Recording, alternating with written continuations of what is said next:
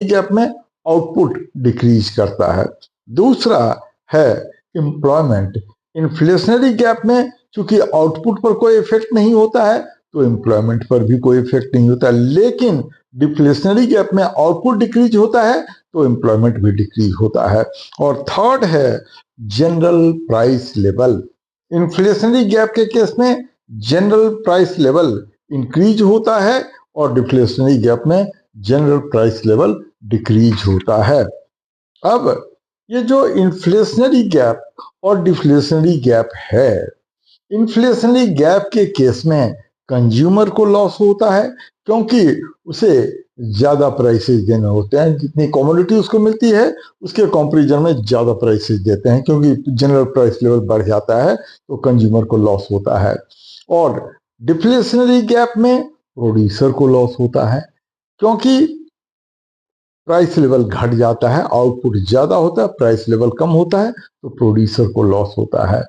अब जेम्किंस ने कहा कि ये जो इन्फ्लेशनरी गैप है और डिफ्लेशनरी गैप है, इसको कंट्रोल करने के लिए गवर्नमेंट को स्टेप्स लेने चाहिए, जिसको बजटरी पॉलिसी कहते हैं या फिस्कल पॉलिसी कहते हैं। लेकिन अपने सिलेबस में ये इस इन्फ्लेशनरी गैप और डिफ्लेशनरी गैप को कंट्रोल करने के जो मेजर्स हैं वो दो टाइप के हैं, वो समझने की कोशिश करेंगे। पहला है मॉनेटरी पॉलिसी।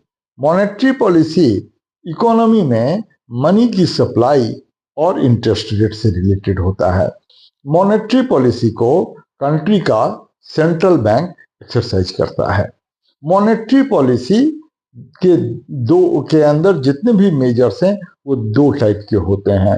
एक को क्वांटिटेटिव मेजर्स कहते हैं और दूसरे को क्वालिटेटिव मेजर्स कहते हैं।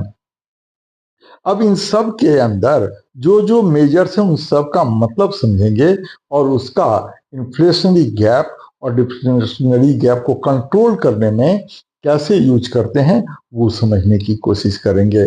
सबसे पहला है रेपो रेट। रेपो रेट क्या होता है, इस पर एग्जाम में एमसीक्यू में पूछते हैं। रेपो रेट वो इंटरेस्ट रेट है जो सेंट्रल बैंक कॉमर्शियल बैंक पर चार्ज करता है अगर कॉमर्शियल बैंक सेंट्रल बैंक से बोरो करता है।